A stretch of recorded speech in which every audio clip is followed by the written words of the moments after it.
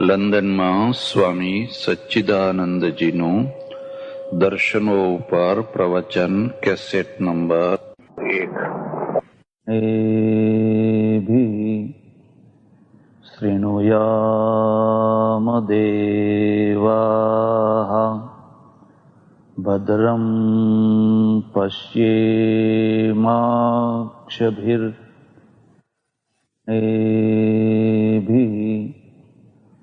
શૃણુયામ દેવાઃ ભદ્રં પશ્યેમાક્ષભિર યજત્રાઃ સ્થિરૈરંગૈસ્તુષ્ટુવાગું સસ્તનૂભિર વ્યસેમદેવહિतं યદાયુઃ. ઓમ શાંતિઃ શાંતિઃ શાંતિઃ. શાસ્ત્રનો 3 રૂપ છે.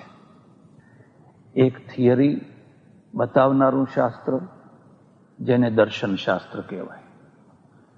એક આચાર બતાવનારું શાસ્ત્ર, જેને આચાર કહેવાય. અને ત્રીજું પ્રેરણા આપનારું શાસ્ત્ર, જેમાંથી થિયરી પ્રમાણે અને આચાર પ્રમાણે ચાલવાની માણસને શક્તિ મળે એવું ત્રીજું શાસ્ત્ર, જેને પ્રેરણા શાસ્ત્ર કહેવાય. પ્રેરણા શાસ્ત્ર મોટા ભાગે એમાં મિથો હોય, એટલે માઇથોલોજીથી કામ. માનો કે જેમ એક રાજા હતો, એને 2 રાણીઓ હતી. ખરેખર રાજા હતો કે નહોતો એ ઐતિહાસિક તત્વ એમાં મહત્વનું નથી, પણ રાજા, રાણીઓ, રાજકુમારો વગેરેના દ્વારા જે કંઈ એક ઘટનાના માધ્યમથી કંઈક પ્રેરણા આપવા માગે છે, એ પ્રેરણા એમાં મહત્વની છે. ભાગવત છે, પુરાણો છે, રામાયણ છે, મહાભારત છે, એ પ્રેરણા શાસ્ત્ર છે. આચાર શાસ્ત્ર છે, એમાં આચારોનો નિર્ણય કરવામાં આવે કે તમારે ઉઠવું ક્યારે, દાંતણ કેવી રીતે કરવું, નાહવું કેવી રીતે, જમવું કેવી રીતે, બેસવું કેવી રીતે, બોલવું કેવી રીતે, પાપ કોને કહેવાય, પુણ્ય કોને કહેવાય, વગેરે વગેરે જે કાર્યો છે, કર્તવ્યો છે, આચારો છે, એ આચારોનો જે નિર્ણય કરે એને આચાર શાસ્ત્ર કહેવાય. દર્શન શાસ્ત્ર એટલે જેમાં આપણી થિયરી હોય. થિયરી એટલે શું? કે માનો કે ઈશ્વર સંબંધી તમે શું માનો છો? ઈશ્વર છે કે નહીં? છે તો નિરાકાર છે કે સાકાર છે? નિરાકાર છે તો કેવો છે? વ્યાપક છે કે એક દેશમાં છે? જીવ કોને કહેવાય? જગત કેવી રીતે બન્યું છે? કોણે બનાવ્યું છે? ક્યારે બનાવ્યું છે? કયા પદાર્થોમાંથી બન્યું છે? આ બધી જુદી જુદી જે માન્યતાઓ, થિયરીઓ, સિદ્ધાંતો, એ બધું છે એને થિયરી શાસ્ત્ર અથવા ફિલસૂફી અથવા દર્શન શાસ્ત્ર કહેવાય. દર્શન શાસ્ત્ર છે એ જિજ્ઞાસુઓ માટે છે. જેને એવી જિજ્ઞાસા થતી હોય કે ભાઈ આ બધું શું છે, ક્યાંથી આવ્યું છે, કેમ આવ્યું છે, શું છે, હું શું છું, હું શા માટે છું, આવી જેને જિજ્ઞાસાઓ થતી હોય, એટલે જેને બૌદ્ધિક ભૂખ લાગી હોય, એવી બૌદ્ધિક ભૂખની તૃપ્તિ માટે આ દર્શન શાસ્ત્ર છે. એટલે આ 3 શાસ્ત્રોમાંથી અત્યારે જે આપણે ચર્ચા કરવાના છીએ એ દર્શન શાસ્ત્રની કરવાના છીએ. આચાર શાસ્ત્રની નહીં, એમ જે પ્રેરણા આપનારા છે એની નહીં, પણ દર્શન શાસ્ત્રની છે. જ્યારે તમે દર્શન શાસ્ત્રની ચર્ચા કરો એટલે એટલું સમજી લેવાનું કે આનું લેવલ પેલાના લેવલ કરતાં વધારે ઊંડું રહેવાનું. એટલે આમાં ભલે થોડા માણસો આવે, આમાં કંઈ હજારો લાખો માણસોના ટોળા ભેગા થાય નહીં. આ ડીપ નોલેજ જેને કહેવાય, અને એ બધાને કંઈ એવી જરૂર પણ ન હોય, પણ જેને જરૂર હોય, જેને જિજ્ઞાસા થતી હોય, એવા લોકોને કદાચ આમાંથી કંઈક થોડુંક સંતોષ થાય એ માટે આ ચર્ચા કરવાનું અલગથી વિચારવામાં આવ્યું છે. તો પહેલી વાત તો એ છે કે આ દર્શનશાસ્ત્ર જ્યારે ચાલતું હોય ત્યારે દરેક માણસની પાસે નોટબુક અને બોલપેન હોવી જરૂરી છે. કારણ કે તમારે ઘણું નોંધ કરવાનું છે. શ્રવણ, મનન, નિધિધ્યાસન. તમે બધું તો યાદ નહીં રાખી શકો, પણ કેટલીક મહત્વની વસ્તુઓ છે તમે નોંધી હોય તો તમે ઘર જઈ એને રિપીટ કરો તો એ ધીરે ધીરે તમને બધી વસ્તુઓ યાદ રહી જાય. એટલે આજે ના લાવ્યા હોય તો કંઈ નહીં, પણ બને તો કાલે તમે પોતપોતાની નોંધબુક જરૂર લાવજો. ચાલો, હવે આપણા ત્યાં જે દર્શનો છે અહીંયા, હા બોલપેનો તો છે, વચ્ચે મૂકી દો, જેને જુએ એ લઈ શકે. તો ભારતમાં જે દર્શનોની રચના થઈ, અથવા ભારતમાં એક એક કાગળ આપી દો. તો ભારતમાં જે દર્શનોની રચના થઈ અથવા જે વિચારો થયા, જે ચિંતન થયું, એના મુખ્ય બે ભાગ છે, વૈદિક અને અવૈદિક. વેદોને પ્રમાણરૂપ માનીને વિચાર કરનારો જે વર્ગ હતો એમના જે દર્શનો થયા એને વૈદિક દર્શન કહેવાયા. વેદોની પ્રમાણરૂપ ન માનીને સ્વતંત્ર રીતે વિચાર કરનારો જે વર્ગ હતો અને એમણે જે વિચાર કર્યો એને અવૈદિક દર્શન કહેવામાં આવ્યું. બરાબર? વૈદિક દર્શનો છે એના 6 ભાગ છે, એના 6 ભાગ છે. અને અવૈદિક દર્શનો છે એના પણ 6 ભાગ છે. બંનેના 6 છે. પછી બંનેના પાછા ફરી ઘણા ભેદ છે. આજથી 30 વર્ષ પહેલા હરિદ્વારમાં અમે બધા સાધુઓ ભેગા થયેલા અને ભારતમાં કેટલા દર્શનો કામ કરે છે, કેટલા વિચારો કામ કરે છે, એની સામાન્ય રીતે ચર્ચા વિચારણા થયેલી. ત્યારે 900 ઉપરના દર્શનો હતા. કેટલા? 900 ઉપરના. એનું એક કારણ એ છે કે તમને તમારું દર્શન, તમારા વિચારો ચલાવવાની છૂટ છે. ઇસ્લામમાં આવી છૂટ નથી. એટલે એમના ત્યાં કોઈ અલગ વિચાર કરવાની કોઈ છૂટ જ મારી જ નાખે. આપણા ત્યાં માનો કે રજનીશ છે, રજનીશને છૂટ છે, રજનીશને કોઈ મારી ના નાખે. એના દર્શનને માનવું હોય એ માને, કોઈ એના પર પ્રતિબંધ નહીં. પણ આ મુખ્ય 12 દર્શનો છે. હવે 12 દર્શનો હું તમને કહું એના પહેલા વેદો સંબંધી થોડીક વાતો તમે જાણી લેજો. વેદ 4 છે, તમે જાણતા હશો, છતાં હું નામ લખાવી દઉં છું. લખવા હોય તો લખી લેજો. ઋગ્વેદ, યજુર્વેદ, સામવેદ, અથર્વવેદ. આ 4 વેદ છે. એ બ્રાહ્મણોની પરંપરામાં કોઈ ઋગ્વેદી બ્રાહ્મણ હોય, કોઈ યજુર્વેદી હોય, યજુર્વેદમાં પાછા કોઈ શુક્લ યજુર્વેદી હોય, કોઈ કૃષ્ણ યજુર્વેદી હોય. એ બધું કેમ થયું એ જુદો વિષય છે. પણ આ 4 જે વેદ છે એમાંના પ્રત્યેક વેદના ફરી પાછા 4 ભાગ છે. પ્રત્યેક વેદના 4 ભાગ છે. એ લખવા હોય તો તમે લખી લેજો. 1 મંત્ર સંહિતા, 2 આરણ્યક, 3 બ્રાહ્મણ અને 4 ઉપનિષદ. પ્રત્યેક વેદના થોડા આરણ્યક છે, થોડા બ્રાહ્મણો છે, થોડા મંત્ર સંહિતા છે અને થોડા ઉપનિષદો છે. એટલે એક વેદના 4 પાછા ભાગ થયા. આ જે 4 વેદ છે એ ચારેના પાછા 4 ઉપવેદ છે. એ લખવા હોય તો લખ્યું. 4 વેદોના 4 ઉપવેદ છે. ઋગ્વેદ છે એનો ઉપવેદ છે આયુર્વેદ. યજુર્વેદ છે. આ જે ઉપવેદો છે ને એને ખાસ ધ્યાનથી સમજજો. જે વેદોનું ભૌતિક રૂપ લોક કલ્યાણ માટે જરૂરી છે એ ઉપવેદો છે.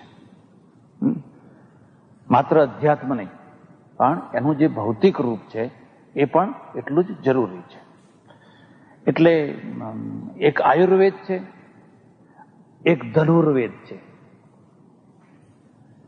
હે ભલે આવે છતાં લખવા દો. પછી જે સામવેદ છે એનો ઉપવેદ છે એ ગાંધર્વ વેદ છે, અને અથર્વવેદ છે એનો ઉપવેદ છે એ અર્થવેદ છે.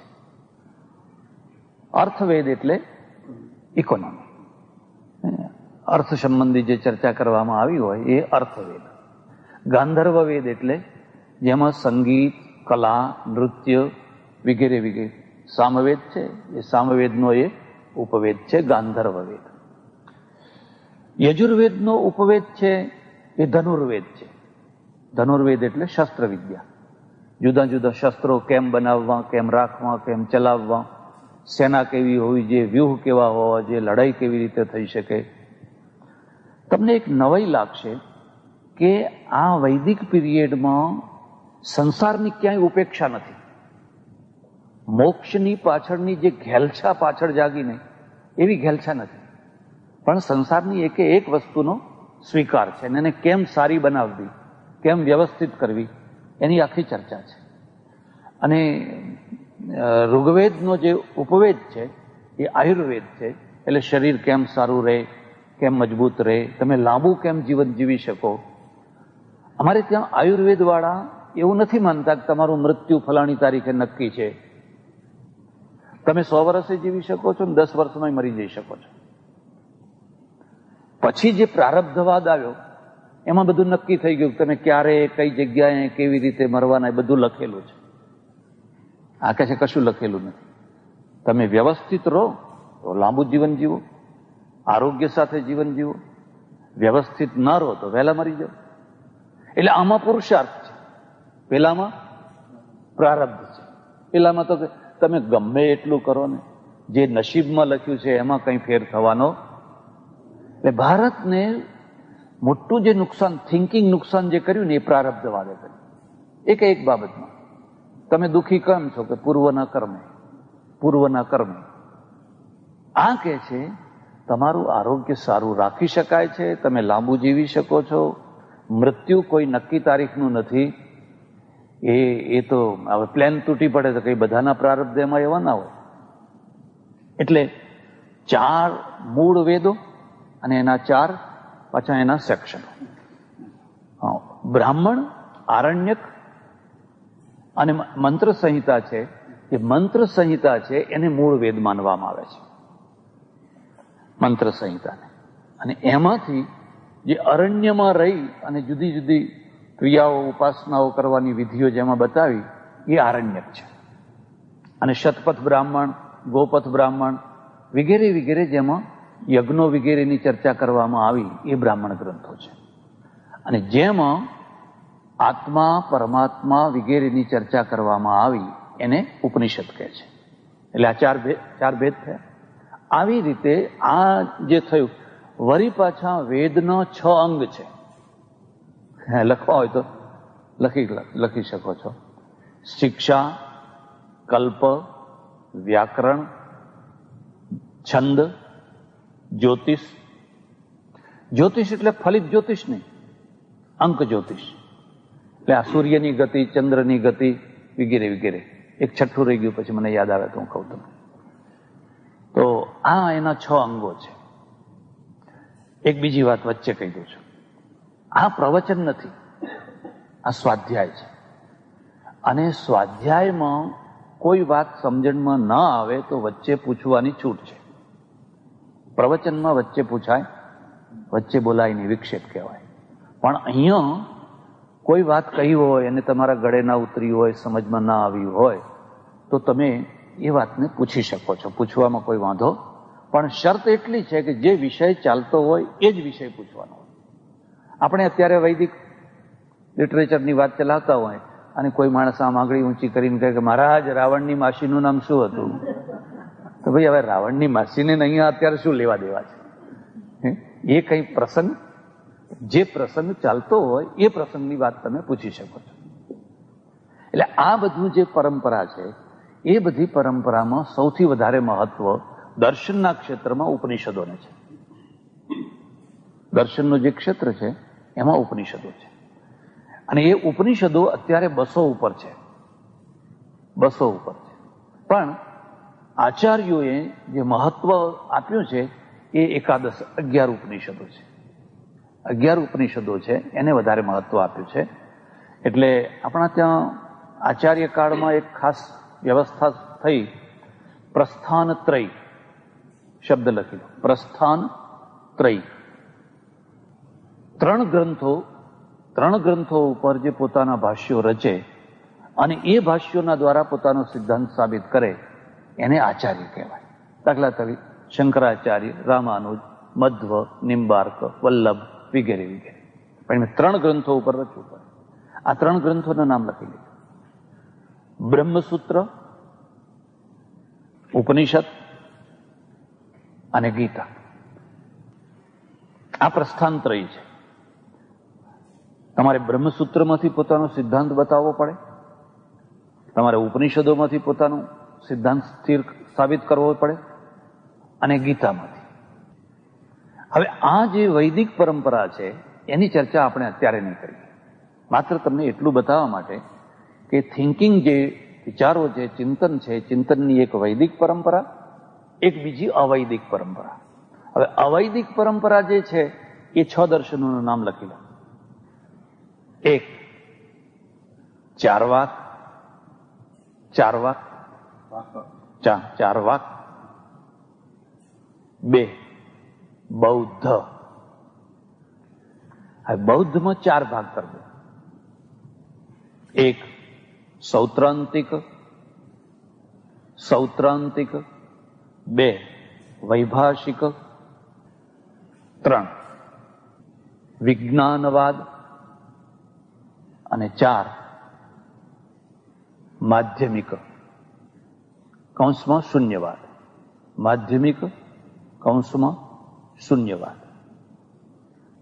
5 થયા. 6 સ્યાદવાદ અથવા જૈન દર્શન. સ્યાદવાદ. આ બધું સાંભળવામાં તમને થોડું મગજ લગાવવું પડશે. જેમ સંગીત છે, એ સંગીતમાં એક ક્લાસિકલ સંગીત હોય, પછી લોક સંગીત હોય, અને બિલકુલ પેલું ગામડાનું સંગીત હોય. તો ગામડાનું જે સંગીત છે, ફોકલ જે ગીત છે, ફોક છે, હવે એ બધું એમાં તમારે મગજ ના લગાવવું પડે. તો જેવું સાંભળો એવું જ એનું. પણ જ્યારે તમે શાસ્ત્રીય સંગીતમાં ડૂબકી લગાવવા માંગો એટલે પહેલા કંટાળો આવે, પહેલા ગમે નહીં. પણ જ્યાં તમે એના ઊંડાણમાં ઉતર્યા પછી પેલા સંગીત તમને ગમે. એવું જ આ દર્શનનું છે. તમે આખી જિંદગી રામાયણ સાંભળી, મહાભારત સાંભળ્યું, ભાગવત સાંભળ્યું, બધું ઘણું જ સાંભળ્યું, બરાબર છે, એ કંઈ ખોટું નથી. પણ એમાં તમારી શંકાઓનું સમાધાન નહીં થાય. એ તો એક ઢાળ ઉપર તમને દોડાવે છે અને દોડવાનું છે, ઠીક છે. પણ તમારી જે શંકાઓ છે એ શંકાઓ આ દર્શનોમાં છે, અને આ દર્શનોમાં એનું સમાધાન છે. અને સમાધાન થતા પહેલા વંટોળિયું આવવાનું. અશાંતિ આવે પછી શાંતિ આવે. અશાંતિ ના આવી હોય તો શાંતિનો કોઈ અર્થ જ નહીં. તમને ગરમી લાગી હોય તો પંખાનો ઉપયોગ છે, એસીનો ઉપયોગ છે. પણ તમને ગરમી જ ના લાગી હોય ને એસી ચલાવો તો એ તો ઉલટું તમને વધારે પડતું ઠંડી કરી નાખે. એમ તમે આ બધું સાંભળશો એટલે એક વાર તો તમને એમ થશે કે હો આ બધું શું છે આ. પણ જો એમાં ટકી ગયા અને એમાં એમ શાસ્ત્રીય સંગીતમાં તમે રસ લો, એમ રસ લેતા થયા, પછી એકદમ શાંત, એકદમ ક્લિયર. 2 વાતો છે. એટલે હું તમને પહેલા છે એ વૈદિક દર્શનની વાત નહીં કરું, પહેલા અવૈદિક દર્શનની વાત કરીશ. અને અવૈદિક દર્શનમાં સૌથી પહેલું દર્શન છે એ ચારવાકનું છે. ચારવાક શબ્દ છે, અને તમને નવાઈ લાગશે કે આ ઋષિ પણ વૈદિક ઋષિ છે. બૃહસ્પતિ છે, બૃહસ્પતિને આપણે ઋષિ માન્યા છે, અને એ ચારવાક દર્શનના આચાર્ય છે. એના પ્રત્યે ઘૃણા નથી કરી. હિન્દુઇઝમની આ બહુ મોટી જમા બાજુ છે. તમે તમારા પ્રશંસકોને તો માનો છો, નિંદકોને પણ માનો છો, આલોચકોને પણ માનો છો. મારાથી શબ્દ જરા જુદો વપરાઈ ગયો. નિંદક નહીં, આલોચક. નિંદા અલગ વસ્તુ છે.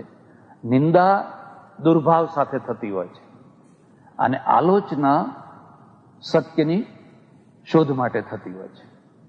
જો તમે આલોચકોને સહન ન કરી શકો તો સત્ય ના મળી શકે. એટલે આ ચારવાક છે એ તો એની ઉપાધિ છે, એનું નામ નથી. અને એની વ્યુત્પત્તિ એવી છે, ચારુ વાક યસ્ય સચારવાક, જેની વાણી બહુ મીઠી છે, બહુ સરસ લાગે છે. ચારુ એટલે આપણે ગુજરાતીમાં સારું કહીએ છીએ ને, આ સારું છે ને એ ચારુનું અપભ્રંશ છે. એટલે ચારુતરને આપણે ચડોતર કહી દીધું. મૂળમાં તો ચારુતર છે. એટલે ચારુ શબ્દ છે સંસ્કૃતનો છે ને એનો અર્થ થાય છે ઉત્તમ, શ્રેષ્ઠ, સારું. તો એની વાણી બહુ સરસ છે. સરસ કેમ છે? લોકોને કેમ ગમે છે? કારણ કે એ સીધે સીધું કહે છે કે કશું કરવાની જરૂર નથી. આ બધા બ્રાહ્મણોએ, સાધુઓએ, આ બધાએ તમને ભરમાવી માર્યા છે. કોઈ આત્માય નથી, કોઈ પરમાત્માય નથી, કોઈ પરલોકે નથી, કશુંય નથી. જે કંઈ સુખ છે, દુઃખ છે, બધું અહીંનું અહીં જ છે. એનો એક બહુ પ્રસિદ્ધ શ્લોક છે, યાવત જીવેત સુખમ જીવેત, ઋણમ કૃત્વા ઘૃતમ પીવેત, ભસ્મીભૂતસ્ય દેહસ્ય પુનરાગમનમ કુતઃ. એ ભાઈઓ, જ્યાં સુધી જીવો ત્યાં સુધી સુખપૂર્વક જીવો. યાવત જીવેત સુખમ જીવેત. તો સુખમ જીવેત તો કરવું શું? તો ઋણમ કૃત્વા ઘૃતમ પીવેત. અરે દેવું કરીને પણ ઘી પીવો, એટલે કે લાડુ ખાઓ વગેરે વગેરે. તમને નવી લાગશે, ચારવાક છે એ આપણી દ્રષ્ટિએ નાસ્તિક છે, ભોગવાદી છે, પણ માંસાહારી નથી. નહીં તો અહીંનો કોઈ માણસ હોત ને તો કે છે મદ્યમ પીવે. હે તો એમ જ કહો ને કે ભાઈ દેવું કરીને પણ દારૂ પીવો. એ કહે છે નહીં, ઘૃતમ પીવે, બને એટલું ઘી ખાઓ, મજા કરો, દેવું કરીને પણ. તો પણ દેવું તો બીજા જન્મે ચૂકવવું પડશે. આ જન્મે લાડવા ખાધા પણ આવતા જન્મે બળદ થઈને પાછા એનો બદલો આપવો પડશે. ભસ્મીભૂતસ્ય દેહસ્ય પુનરાગમનમ કુતઃ. આ શરીર બળીને ખાખ થઈ ગયું, વળી પુનરાગમનની વાત કેવી? એ કોઈ વાત સાચી? એટલે આવી વાત લોકોને ગમે એટલે એનું નામ પડ્યું ચારવાક. એની કેટલીક વાતો બહુ સમજવા જેવી છે, બહુ સમજવા જેવી છે. એણે કહ્યું છે કે સુખ દુઃખનો દાતા કોણ છે? એને કહે છે સુખ દુઃખનો દાતા રાજા છે. તમે પોતે છો. તમને જે સુખ મળ્યું કે દુઃખ મળ્યું, માનો કે એક ગુંડો આવી અને તમને લૂંટી ગયો, પણ રાજા સારો છે તો તમને લૂંટવા નહીં દે. જો રાજ વ્યવસ્થા સારી હશે તો તમને લૂંટવા નહીં દે. એટલે તમારે કોઈ હોમ હવન કે યજ્ઞ કરવાનો નથી, રાજા સારો ફાડી કાઢવાનો છે. રાજા સારો હોય તો 10 બારણા ઉઘાડા મૂકીને સુઈ જાવ ને. આવી જ રીતે બીજા જે દુઃખો છે, આરોગ્યના દુઃખો છે, સમાજના દુઃખો છે. માનો કે એક સ્ત્રી 10 વર્ષની વિધવા થઈ અને આખી જિંદગી એને વૈધવ્ય પાળવું પડ્યું, તો એ દુઃખ છે એ કોઈ ભગવાને આપેલું નથી કે પૂર્વના કર્મે આવેલું નથી, સમાજની ખોટી રીતિઓથી આવેલું છે. હવે તમે કોઈ બધા દીવા બત્તી અગરબત્તી કરો ને આ વિધવાને સુખી કરો તો એ કોઈ ઉપાય નથી. એનો ઉપાય એક જ છે કે તમે સમાજને સુધારો, સમાજ વ્યવસ્થાને સુધારો. એમ દેશમાં ગરીબી ઘણી છે, જ્યાં જુઓ ત્યાં ભૂખમરો ભૂખમરો ભૂખમરો છે. તો વૈભવ લક્ષ્મીનું વ્રત કરવાથી કઈ વૈભવ આવવાનું નથી. એ દશામાનું વ્રત કરો કે વૈભવ લક્ષ્મીનું વ્રત કરો, એ તો શું કે છે કે આ તો પેટ ભરનારા બ્રાહ્મણોએ પોતાના પેટ માટે આવું ઊભું કર્યું છે. આમાંથી તમારા કોઈનું કશું ભલું થવાનું તો તમારે શું કરવાનું છે? તમે દેશનું અર્થતંત્ર એવું બનાવો કે દેશ સમૃદ્ધ બને. દેશના અર્થતંત્રને સારું બનાવી શકાય છે તો દેશ બધો સુખી થઈ શકે છે. જે લોકોએ સારું અર્થતંત્ર કર્યું એ લોકો સુખી થયા, અને જે આ હોમ હવનમાં અને આમાં તેમાં રહી ગયા એ તો બધા દુઃખી થઈ ગયા. એટલે જેટલા દુઃખો છે એ બધા દુઃખોનું અહીંયા જ સોલ્યુશન છે. અને એ સોલ્યુશન શું છે? માનો કે તમને મચ્છર કરડે છે, રાત્રે ઊંઘવા નથી દેતા મચ્છર, મચ્છરદાની લગાવો, પેલી દવા કંઈક છાંટો, આ કરો એટલે મચ્છરોનો ત્રાસ બંધ થઈ ગયો. અમારા ઓળખીતા એક મહાત્મા હતા, એ ઉઘાડા શરીરે ધ્યાન કરવા બેસે, 200 મચ્છર ચોંટે. કેટલા? 200 મચ્છર ચોંટ્યા હોય, પણ એને ઉડાડે નહીં.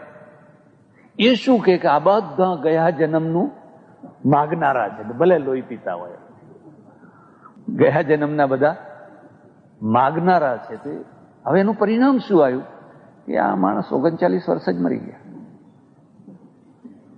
લાંબુ જીવી શક્યા નહીં.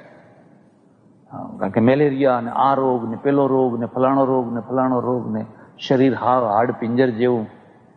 તો હવે આ શરીર જે હાડ પિંજર જેવું થયું અને વહેલું મૃત્યુ થયું, એટલે લોકો પછી શું કહે, ભાઈ એમને આટલું જ બધું હતું, આ બધું લખેલું બધું પૂરું થયું.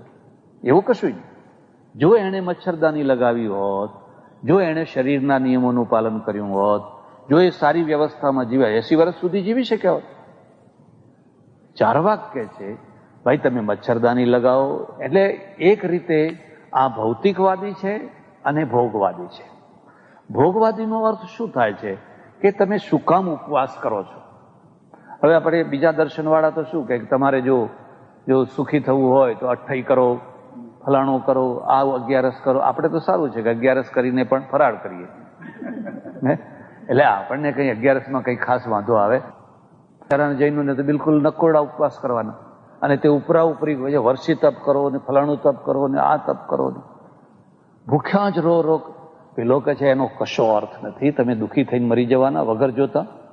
એના કરતા તમે ખાઓ, પચે એટલું ખાઓ, અનુકૂળ આવે એટલું ખાઓ, અને લીલા લહેર કરો, નાચો કૂદો ગાઓ, મોજ શોખ કરો. આ જે પશ્ચિમનું કલ્ચર છે ને, આપણે બધા કહીએ છીએ ને, પણ એક રીતે આ ચારવાક જ છે ને. આમાં એમને ઉમેરી શું દીધું? રવિવારે અડધો કલાક ચર્ચમાં જઈ આવો, અઠવાડિયે 1 વાર ચર્ચમાં, બાકી 6-7 દિવસ તમે એન્જોય. અને એના માટે શું શબ્દ છે? પિકનિક કરો, દરિયા કિનારે જાઓ, ફલાણે જાઓ, આમ જાઓ, તેમ જાઓ. આપણે લોકોને શું શીખવાડ્યું કે એમ કઈ ભગવાન મળવાનો તો એક પગે ઉભા રહેવું પડે, ઊંધા માથે લટકવું પડે, કાંટામાં સૂવું પડે. જેટલા તમે દુઃખી, ચંપલ ના પહેરાય, ઉઘાડા પગે ફરવું પડે, આ ના થાય, આ ના થાય, આ ના થાય. એ બધાનું પરિણામ એ આવ્યું કે આપણે એક રીબાતો સમાજ ઉભો કર્યો, અને પૂજ્યતા છે એ રીબામણીમાં પૂજ્યતા આવી. તમે જેટલા રીબાઓ એટલો હું તમને વધારે પગે લાગુ. મહારાજ તો કે રાત્રે આટલી ઠંડીમાં કશું ઓઢતા નથી. હવે નથી ઓઢતા એટલે એમાં જૈનોમાં દિગંબર સાધુ હોય, એ કશું પાથરે નહીં, કશું ઓઢે નહીં. હવે કડકડતી ટાઢમાં રહેવું કેવી રીતે? એટલે પછી શું કરે, એક બંધ રૂમ હોય ને એમાં ઘાસ ભરી દે, પછી ઘાસમાં બેસી જાય, કારણ કે ટાઢ તો વાવાની. તો અમારે પેલા વૈરાગી સાધુ હોય શું કરે, ધૂણી ધખાવે, આખું શરીર ઉઘાડું હોય, ભસ્મ ચોળી હોય, અને પછી ધૂણી ધખાવે. રોજના 25 બણ લાકડા બાળે. એમાં પાછું આગળ તો ગરમી લાગે ને પાછા ખુલ્લા ચોકમાં બેઠા હોય, તો લોકો પ્રભાવિત થાય. મહારાજ કહેવા પડે એમ ગરમીમાં પંચધૂણી. આ કહે છે એવું કશું કરવાની જરૂર નથી. તમે સારી રીતે જીવો, આનંદથી જીવો, સુખપૂર્વક જીવો. મર્યા પછી કશુંય નથી, કોઈ લોક નથી, પરલોક નથી, કશુંય નથી. એટલે આનું નામ પાડવામાં આવ્યું ચારવાક. હવે સ્વાભાવિક રીતે છે કે આવો પ્રચાર કરીએ તો લોકોને ગમે કે આ ધર્મ સારો છે. હા, બધું સવારે વહેલા ઉઠો ને નાહો ને ધોવો ને આ ના ખવાય ને આ ના ખવાય ને ફલાણું ના ખવાય ને આને ના અડાય ને આટલા બધા જાત જાતના નિયમો પાડવા, કષ્ટમય જીવન જીવવું. અને એમાં મળે છે શું? અંતે તો બધા રીબીને મરતા હોય છે, ભૂંડી રીતે મરતા હોય છે. તમારે જોવું જ જોજો, આ ઘણા નિયમો પાડનારા બહુ દુઃખી થઈને મરતા હોય છે. એટલે એ બધું કરવાની જરૂર એને ચારવાક. એનું દર્શન નષ્ટ થઈ ગયું. એનો વિરોધ એટલો મોટો વિરોધ થયો કે આજે એનું દર્શન મળતું નથી. ખાલી 2-5 શ્લોકો મળે છે, અને એના આધારે પછી લોકો કહે છે કે આ તો ભોગવાદી હતો, ભૌતિકવાદી હતો. આપણે અધ્યાત્મવાદી છીએ, અને અધ્યાત્મવાદી છીએ એટલે આ દર્શન આપણને માન્ય નથી. ત્યારે હવે બીજું જે દર્શન છે એ બૌદ્ધ દર્શન છે, અને એના 4 ભાગ છે. એ 4 ભાગ થવાના પણ કારણો હું તમને બતાવું. બુદ્ધ છે ને, એ બુદ્ધ હંમેશા વિવાદાસ્પદ વસ્તુઓમાં મૌન રહ્યા, અને મૌન રહ્યા એટલે એ વધારે માન્ય થયા. જે સ્પષ્ટ માણસ હોય ને, એકદમ એક ઘાને 2 ટુકડા કરતો હોય સ્પષ્ટ માણસ, સર્વમાન્ય ના થઈ શકે. જેમ રાજકારણમાં પોલિટિક્સ હોય એમ ધર્મમાંય પોલિટિક્સ હોય. જો તમે સ્પષ્ટ બોલી દો તો એને અનુકૂળ આવનારા માણસો તો માને ને, બીજા તો વિરોધી થઈ જાય. એટલે બુદ્ધ છે એ કદી સ્પષ્ટ ના બોલ્યા, ખાસ કરીને ઈશ્વરની બાબતમાં, આત્માની બાબતમાં, પરલોકની બાબતમાં એ ગોળ ગોળ બોલ્યા. દાખલા તરીકે બુદ્ધની વાતો છે એનો સંવાદ આનંદ સાથે છે, જેમ કૃષ્ણ ને અર્જુનનો છે, મહાવીર ને ગૌતમનો છે. એમ સામે સંવાદ માટે એક પાત્ર જોઈએ. એ પાત્ર છે આનંદ છે. આનંદ છે, અને આનંદે ઘણા પ્રશ્નો પૂછ્યા.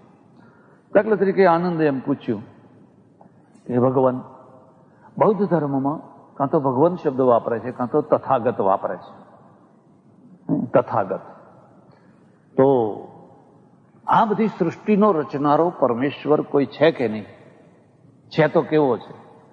બુદ્ધે એમ ના કહ્યું કે હા છે કે ના નથી, એવું ના કહ્યું. એવું કહ્યું હોત તો એમની વ્યાપકતા ખતમ થઈ જાય, સમાપ્ત થઈ જાય.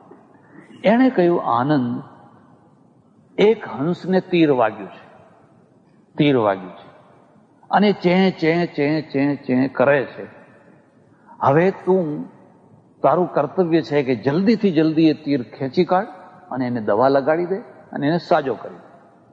હવે તું જો એ વાતમાં પડીશ કે આ તીર કોણે માર્યું, ક્યારે માર્યું, ક્યાંથી માર્યું, એ તીર કયા લુહારે બનાવ્યું, એ બધી વાતમાં જો તું પડીશ તો હંસ મરી જશે. એટલે તું એ બધી ચર્ચા ના કર. તો એટલું સમજ કે પ્રાણીઓ દુઃખી છે, પ્રાણીઓ દુઃખી છે, અને દુઃખ એક વાસ્તવિકતા છે. તો એ દુઃખ એક તીર વાગેલું છે, સૌને એક તીર વાગેલું છે. તો એ દુઃખમાંથી છૂટવાનો ઉપાય પણ છે, અને છૂટવાનો જે ઉપાય છે એ કરવો, બસ એ જ આપણું કર્તવ્ય છે. એટલે એમણે કંઈ સ્પષ્ટીકરણ ના કર્યું, ઘણી બાબતોનું સ્પષ્ટીકરણ ના કર્યું. આવું જ આપણે વૈદિક વાંગ્મયમાં છે. એટલે શું, પછી લોકો જેને જેમ ફાવે એમ અર્થ કરીને પોતાને મનગમતી વાતો એમાંથી નક્કી કરે. તો એ કારણે શું, એના 4 ભેદ થઈ ગયા. 4 ભેદ પછી હું તમને કહું, પણ બુદ્ધે જે મહત્વની વાત કરી એ 3 વાતો, 3 આર્ય સત્યો. લખવા હોય તો લખી દો, 3 આર્ય સત્યો. આ શબ્દ ફરી યાદ રાખજો. બૌદ્ધ અને જૈન આર્ય શબ્દનો વધારે પ્રયોગ કરે છે. આર્ય પુત્ર આપણે પણ કરીએ છીએ, પણ આ લોકો વધારે કરે છે. 3 સત્યો છે ને એ ધ્રુવ સત્યો છે, આર્ય સત્યો. પહેલું સત્ય શું છે? દુઃખ સત્યમ. દુઃખ છે એ સત્ય છે. કેમ આવું કહેવું પડ્યું? કારણ કે આગળ તમે જોશો શંકરાચાર્યનું દર્શન આવશે, ને શંકરાચાર્યના દર્શનમાં કહ્યું છે કે દુઃખ જેવી કોઈ વસ્તુ જ નથી, દુઃખ એક કલ્પના માત્ર છે. તો 2 છેડાની વાત થઈ. શંકરાચાર્ય કે દુઃખ જેવી દુનિયામાં કોઈ વસ્તુ જ નથી.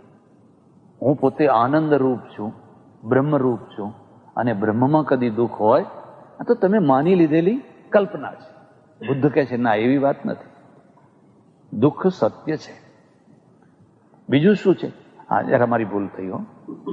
4 આર્ય સત્તા, 4 આર્ય સત્ય, 3 નહીં પણ 4 છે. તો પહેલું તો શું છે કે દુઃખ એક સત્ય છે. તમને કાંટો વાગે છે, દુઃખી થાવ છો, તમારી દાઢ દુખે છે, તમે દુઃખી થાવ છો, પેટમાં ચૂંક આવે છે, તમે દુઃખી થાવ છો, કોઈએ અપમાન કર્યું છે, તમે દુઃખી થાવ છો. આ માનસિક દુઃખ આવ્યું. હાથ પગમાં કોઈ દુઃખ નથી, પણ કોઈએ ભયંકર અપમાન કર્યું છે, તમે દુઃખી થાવ છો. એટલે દુઃખ એક વાસ્તવિકતા છે. બીજું સત્ય, દુઃખના કારણો સત્ય છે. તો પ્રત્યેક દુઃખનું કારણ હોય છે. કારણ વિના કોઈ દુઃખ હોતું કઈ ન સમજાય તો પૂછવાનું, પૂછવાની છૂટ છે. દુઃખ છે તો દુઃખના કારણો પણ સત્ય છે. ત્રીજું સત્ય, દુઃખના ઉપાયો પણ સત્ય છે. દુઃખ નિવૃત્તિના ઉપાયો પણ સત્ય છે. માનો કે તમને કાંટો વાગ્યો તો દુઃખ થયું, એમાં કારણ શું છે? કાંટો. તો હવે એના ઉપાય શું છે? કાંટાને દૂર કરવો. અને ચોથું છે તો દુઃખ મુક્તિ પણ સત્ય છે. આ જે દુઃખ મુક્તિ છે ને, એનું નામ જ નિર્વાણ, એનું નામ જ મોક્ષ. એટલે આ 4 આર્ય સત્યો છે. હવે આ 4 આર્ય સત્યો ઉપર એમના આખા દર્શનો ચાલ્યા. બુદ્ધ દેવ થયા, નિર્વાણ પામ્યા, અને પછી જે વિદ્વાનો હતા, પાછળ અનુયાયીઓ હતા, એ અનુયાયીઓએ કાળે કરીને એમની માન્યતાઓને જુદી જુદી રૂપમાં રાખી, એટલે એના 4 ભેદ થયા. વચ્ચે તમને એક બીજી વાત પણ કહી દઉં. બુદ્ધ ક્ષત્રિય છે, મહાવીર ક્ષત્રિય છે, બંને ક્ષત્રિય છે, પણ એમના જે આચાર્યો છે ને બધા બ્રાહ્મણો છે. આ દર્શન રચનારા બધા બ્રાહ્મણો છે.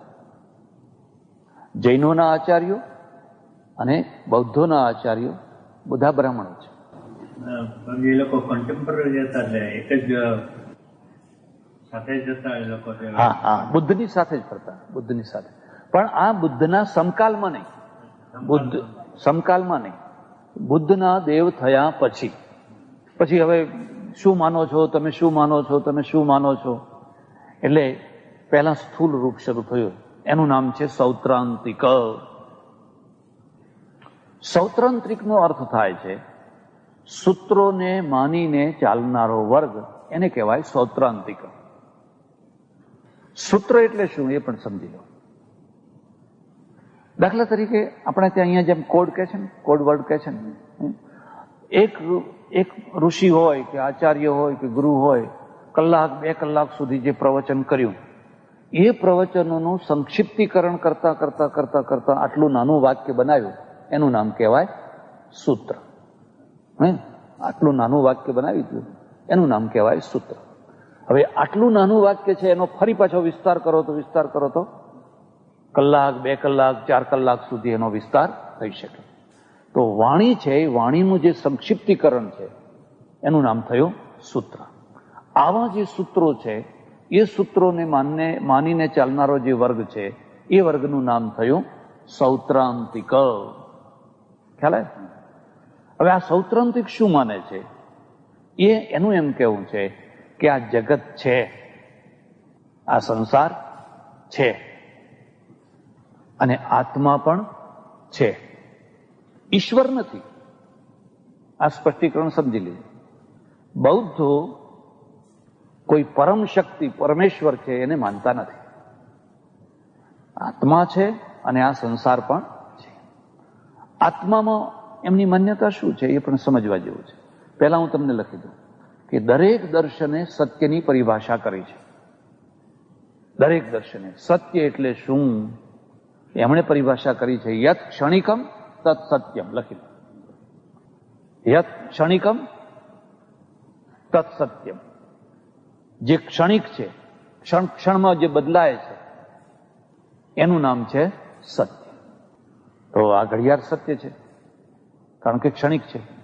પ્રત્યેક ક્ષણમાં એ જૂનું થઈ રહ્યું છે. જૂના થવાની પ્રક્રિયા કોઈની સ્પીડમાં હોય, કોઈની ધીમી હોય. એક કપૂર મૂક્યું હોય તો બહુ જલ્દી ઉડી જાય, અને એક સ્ટીલ મૂક્યું હોય તો વર્ષો લાગી જાય. પણ જે સ્ટીલ 10,000 વર્ષ પછી નષ્ટ થાય છે, એમાં ધીમી ગતિથી નાશ થવાની પ્રક્રિયા તો ચાલુ જ છે. એટલે યદ્યત ક્ષણિકમ, જે ક્ષણિક છે એ જ સત્ય છે. હવે આપણે એમ કહીએ કે આત્મા તો નિત્ય છે. અજો નિત્ય શાશ્વતોયમ પુરાણો ન હન્યતે હન્યમાને શરીરે. ગીતા. એ તો નિત્ય છે, શાશ્વત છે, કે એવી કોઈ વસ્તુ જ નથી. એમનું કહેવું છે કે જે ક્ષણિક નથી એ અસત છે. દાખલા તરીકે વંધ્યાપુત્ર. વંધ્યાપુત્ર કદી જુવાન થાય? વંધ્યાપુત્રનો અર્થ સમજાય ને? વાંઝણી સ્ત્રીનો દીકરો, એને વંધ્યાપુત્ર. હવે વાંઝણી સ્ત્રીનો જે દીકરો છે, આપણે એમ કહીએ કે ભાઈ આજ 10 વર્ષનો થયો, હવે 20 વર્ષનો થયો, હવે ગરડો થયો. હા, એમાં ક્ષણિકતા નથી, પણ એ અસત છે, કારણ કે એ વસ્તુ જ નથી. વંધ્યાપુત્ર જેવી કોઈ વસ્તુ જ નથી. આ તો આપણે લોકોને સમજાવવા માટે એ શબ્દ બોલ્યા છે. બાકી જે પદાર્થ છે, જેનું અસ્તિત્વ છે, એવા પદાર્થમાં હંમેશા ક્ષણિકતા રહેવાની. એટલે આત્મા પણ ક્ષણિક છે. પણ એ ક્ષણિકતા કેવી છે? તો બીજો શબ્દ લખો, એને એક લખે કે છે ચિત્તધારા. ચિત્ત ધારા, બે ધારાઓ છે, જડ ધારા અને ચિત્ત ધારા. આમાં જે ધારા ચાલે છે એ જડ ધારા છે. જડ વસ્તુ પણ સતત રિપીટ થયા કરે છે અને એના કારણે એનું અસ્તિત્વ છે. એવી રીતે તમારા અંદર જે ચૈતન્ય છે એ ચૈતન્યની પણ ધારા ચાલે છે. માનો કે એક લોટામાંથી તમે પાણી નીચે પાડતા હો તો એ તેની ધારા પડી, એમાં સાતત્ય છે. એથી વધારે માનો કે આ લાઈટ છે. હવે લાઈટ છે તમને સતત બળતી દેખાય છે, પણ ખરેખર શું થાય છે? પ્રત્યેક ક્ષણમાં નવો કરંટ આવે છે, બળે છે, નષ્ટ થાય છે, નવો આવે છે, બળે છે, પણ એ એટલી ઝડપથી થાય છે કે આપણને સતત બળતી દેખાય છે. બાકી જો એ એકની એક જ હોય તો પેલું મીટર ફરે જ નહીં. આ મીટર ફરે છે કારણ કે કરંટ આવે છે અને કરંટ આવીને બળીને ખાક થઈ ચાલી જાય છે. એમ આ આત્મા છે, એ આત્માની પણ એક ધારા છે, એને એ ચિત્ત ધારા કહે છે. અને અનંત કાળથી એ ચિત્ત ધારા ચાલી આવે છે.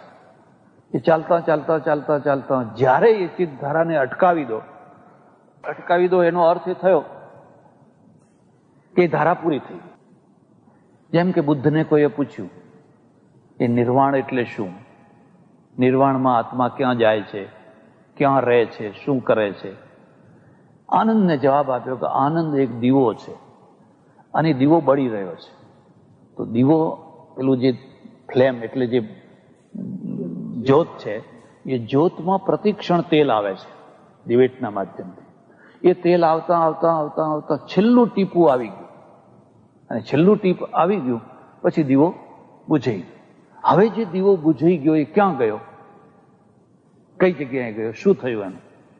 બસ આવી જ રીતે તારી જે ચિત્તધારા છે એ ચિત્તધારાની સાથે જે વાસના કર્મ છે, એ વાસનાનું જે દિવેલ છે, એ વાસનાનું દિવેલ આવતા આવતા આવતા આવતા છેલ્લું ટીપું આવી ગયું, બસ દીવો ઓલવાઈ ગયો. આને એ નિર્વાણ કહે છે. તો હું કાશીમાં રહેતો, અને કાશીમાં અમારા મઠ હતો, એમાં એક નેગીલામા કરીને રહેતા, તિબેટના, બહુ સારો માણસ, વૃદ્ધ 80 વર્ષના ડોસા, અને લાસા કોલેજના પ્રિન્સિપલ. પછી આ દલાઈ લામાને બધા ભાગ્યા ને, એટલે એમાં એ ભાગ્યા. એ લાસા કોલેજનો પ્રિન્સિપલ એટલે બહુ જ્ઞાની, બહુ વિદ્વાન. અમે ઘણી વાતો કરીએ, એટલો સજ્જન, એટલો, અને તમને નવાઈ લાગશે, પાછો માંસાહારી. એ રોજ સાંજે માંસાહારી હોટલમાં જઈ અને ખાઈ આવે, પણ એની વાણીમાં, વ્યવહારમાં, વર્તણૂકમાં કોઈ જગ્યાએ તમને તમોગુણ ના દેખાય. એટલું જ નિર્મળ, એટલી જ શાંતિ, આખો દિવસ માળા જપ્યા કરે. પછી રાત્રે ફરતા ફરતા મને થોડી જરા છંછેડવાની ટેવ, એટલે મેં એમને એક વાર પૂછ્યું, મેં કહ્યું આ તમારું નિર્વાણ કેવું છે? આ તો તમારું નિર્વાણ એવું છે કે માનો કે એક માણસે લખ્યું કે ભાઈ આ ફાંસી ઉપર ચડી જનારને 1 લાખ રૂપિયા ઇનામ આપવામાં આવશે. પેલો ગાડીઓ લટકાવ્યો અને કહ્યું જે માણસ આ ફાંસીમાં લટકી જશે એને 1 લાખ રૂપિયા ઇનામ આપવામાં આવશે. એટલે ડાયા માણસો હતા, વૈદિક, જૈનો, વૈષ્ણવો, ફલાણા, એ તો જોઈને હસી હસીને ચાલતા થઈ ગયા. હવે એક ગાડો માણસ આવ્યો, એ લટકી ગયો. હવે લાખ રૂપિયા આપવા કોને? એ તો લટકી ગયો. બહુ હશે. પોતાનો અભાવ, પોતાના અસ્તિત્વની સમાપ્તિ, એનું નામ નિર્વાણ. હવે પોતાના અસ્તિત્વની સમાપ્તિ કોઈને ગમતી નથી. માન ભૂયમ હિ ભૂયાસમ. એટલે વિદ્યારણ્ય સ્વામીએ એમાં લખ્યું છે પંચદશીમાં, હું હંમેશા રહું. એટલે તો અમે બધા સાધુઓ ફોટા આપતા જઈએ, ભાઈ અમે તો જઈએ છીએ પણ અમારા ફોટા રાખજો પાછા. હવે ફોટો શું છે? મારું અસ્તિત્વ છે. તમે માગો ને આપો તો ઠીક છે, પણ તમે ના માગો તો લો રાખો, આમ કરજો, પૂજામાં રાખજો, ફલાણું કરજો. પોતાનું અસ્તિત્વ સતત રહે, અને એ પોતાનું અસ્તિત્વ રાખવા માટે એની બીજી પ્રક્રિયા શું છે કે હું ના આવું તો મારો દીકરો રહે. આ દીકરાનો મોહ કેમ આટલો બધો છે કે મારું અસ્તિત્વ છે. હવે જેને દીકરો ના હોય, સંતાન ના હોય, એને એમ થાય કે હું તો ખતમ, હવે મારું કઈ નહીં, મને કશું જ નહીં. એટલે હું ના હું ભલે, પણ મારો દીકરો રહે, દીકરાનો દીકરો રહે, દીકરાનો દીકરો રહે. આ એનું અસ્તિત્વ છે. એટલે પોતાના અસ્તિત્વની સમાપ્તિ, એનું નામ નિર્વાણ. અને એવું નિર્વાણ તો હાસ્યાસ્પદ થઈ જાય. એટલે આ બૌદ્ધનું આવું નિર્વાણ છે. તમને ખ્યાલ આવે એટલા માટે. પોતાનો અભાવ, પોતાના અસ્તિત્વની સમાપ્તિ, એનું નામ નિર્વાણ. હવે પોતાના અસ્તિત્વની સમાપ્તિ કોઈને ગમતી નથી. માન ભૂયમ હિ ભૂયાસમ. એટલે વિદ્યારણ્ય સ્વામીએ એમાં લખ્યું છે પંચદશીમાં, હું હંમેશા રહું. એટલે તો અમે બધા સાધુઓ ફોટા આપતા જઈએ, ભાઈ અમે તો જઈએ છીએ પણ અમારા ફોટા રાખજો પાછા. હવે ફોટો શું છે? મારું અસ્તિત્વ છે. તમે માગો ને આપો તો ઠીક છે, પણ તમે ના માગો તો લો રાખો, આમ કરજો, પૂજામાં રાખજો, ફલાણું કરજો. પોતાનું અસ્તિત્વ સતત રહે, અને એ પોતાનું અસ્તિત્વ રાખવા માટે એની બીજી પ્રક્રિયા શું છે કે હું ના આવું તો મારો દીકરો રહે. આ દીકરાનો મોહ કેમ આટલો બધો છે કે મારું અસ્તિત્વ છે. હવે જેને દીકરો ના હોય, સંતાન ના હોય, એને એમ થાય કે હું તો ખતમ, હવે મારું કઈ નહીં, મને કશું જ નહીં. એટલે હું ના હું ભલે, પણ મારો દીકરો રહે, દીકરાનો દીકરો રહે, દીકરાનો દીકરો રહે. આ એનું અસ્તિત્વ છે. એટલે પોતાના અસ્તિત્વની સમાપ્તિ, એનું નામ નિર્વાણ. અને એવું નિર્વાણ તો હાસ્યાસ્પદ થઈ જાય. એટલે આ બૌદ્ધનું આવું નિર્વાણ છે. તમને ખ્યાલ આવે એટલા માટે. તો એમાં 4 ભેદમાં પહેલો ભાગ જે છે એનું નામ છે સૌત્રાંતિક, સૂત્રોને માનનાર. એમાં એમને શું મુખ્ય માનવાનું છે? સંસાર સત્ય છે, આ જગત છે એ સત્ય છે, અને આત્મા પણ સત્ય છે. બેયમાંથી કોઈ અસત્ય નથી. એની બીજી કક્ષાએ જે આવ્યો એનું નામ છે વૈભાષિક. વિભાષાને માને એનું નામ છે વૈભાષિક. જેમ સૂત્ર છે એમ વિભાષા છે. સંસ્કૃતમાં જુદા જુદા શ્લોકો માટેના નામ છે. હવે વૈભાષિકો શું માને છે? વૈભાષિકોનું માનવું છે કે સંસાર સત્ય છે, પણ પ્રત્યક્ષ નથી. આ જે બધું દેખાય છે એ તમારા અંદરનું જ બહાર દેખાય છે. આ ખરેખર નથી. અનુમેય એટલે અનુમાનના દ્વારા છે. હવે કદી મગજમાં ના ઉતરે એવી વાત છે. આ બધું તમને જે દેખાય છે એ તો તમારા અંદરની જ પ્રતિછાયા છે. એટલે એનું કોઈ અસ્તિત્વ, એનું અસ્તિત્વ છે, પણ એ અસ્તિત્વ એના પોતાના મૂળમાં નથી, એના પોતાના રૂપમાં નથી. તમારા અંદરનું જે બિંબ છે એ બિંબ તમે ધોઈ નાખો તો આ સંસાર જેવી કોઈ વસ્તુ નથી. આ તો અનુમેય છે. ત્રીજી વાત આવી વિજ્ઞાનવાદ. એનું બીજું નામ યોગાચાર પણ છે. કૌંસમાં યોગાચાર કરવો હોય તો કરજો. આનું શું કહેવું છે કે સંસાર છે જ નહીં, અંદરે નથી, બહારે નથી. સંસાર જેવી કોઈ વસ્તુ જ નથી. તમે જોશો કે ક્રમે નથી તરફ આગળ વધ્યા. નથી તરફ ઈશ્વર નથી, આત્મા છે, સંસાર છે. ફરી પાછું એક સ્ટેપ આવ્યું, ના સંસાર છે પણ પ્રત્યક્ષ નથી, આ તો તમારા અંદરનું જ બહાર દેખાય છે. અને આ વિજ્ઞાનવાદીનું શું કહેવું છે કે સંસાર છે જ નહીં. આપણને જો મોકો મળ્યો અને આ બધું થોડું વધારે આપણે ચલાવી શકશું તો તમને ખ્યાલ આવશે કે આ વિજ્ઞાનવાદ અને શંકરાચાર્યનો વિવર્તવાદ બે ઇક્વલ, બે સરખા છે. એટલે એને પ્રચ્છન્ન બૌદ્ધ કહે છે. પ્રચ્છન્ન બૌદ્ધ એટલે છુપાયેલા બૌદ્ધ. આ વિજ્ઞાનવાદની જ અસર છે એ શંકરાચાર્ય ઉપર છે. એ કહે છે કે સંસાર જેવી કોઈ વસ્તુ, બ્રહ્મ સત્યમ જગન મિથ્યા.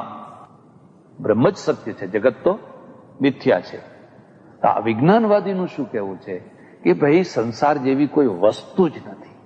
ત્યારે આ સંસાર આવ્યો કે દેખાય છે કે તમારી વાસના, તમારી વાસના. અને એ વાસનાનો ક્ષય કરો તો સંસાર છે જ નહીં. માનો કે તમે ગાઢ નિદ્રામાં સૂઈ જાઓ છો, સુસુપ્તિમાં, તો ક્યાં ઘર બાર બધું ક્યાં ગયું? કશું જ નથી. તમે મૂર્છા અવસ્થામાં છો, તમે સમાધિ અવસ્થામાં છો, કશું જ નથી. અને એટલા માટે આ સંસાર જેવી કોઈ વસ્તુ, હા આત્મા છે, વિજ્ઞાન છે. આત્માને એ લોકો વિજ્ઞાન કહે છે, એટલે વિજ્ઞાન છે. બાકી વિજ્ઞાન સિવાય બીજી કોઈ વસ્તુની સત્તા. તમને બધું બરાબર સમજાય છે કે આમ કંટાળો આવે છે? તો આ છે ને દર્શન છે, એટલે થોડી જરા અઘરું તો રહેવાનું, મગજ લગાવવાનું. હવે માત્ર વિજ્ઞાન જ છે એને, એટલે એનું નામ પડ્યું વિજ્ઞાનવાદી. હવે ચોથો જે છે એનું નામ છે શૂન્યવાદ અથવા માધ્યમિક. એનું શું કહેવું છે કે સર્વમ શૂન્યમ, શૂન્યમ શૂન્યમ સર્વમ શૂન્યમ. અરે કશુંય નથી, આત્માએ નથી ને સંસારે નથી ને કશુંય, કઈ કહેતા કઈ નથી. તો છે શું? શૂન્યમ. હવે શૂન્ય છે એની વ્યાખ્યા એ લોકો આગળ જતા, કારણ કે આ બધું ટકે કેવી રીતે, એટલે એની વ્યાખ્યા પછી એવી કરે છે. શૂન્ય એટલે અત્યંત અભાવ નહીં, અત્યંત અભાવ નહીં. એ હોય પણ ના હોવા બરાબર છે.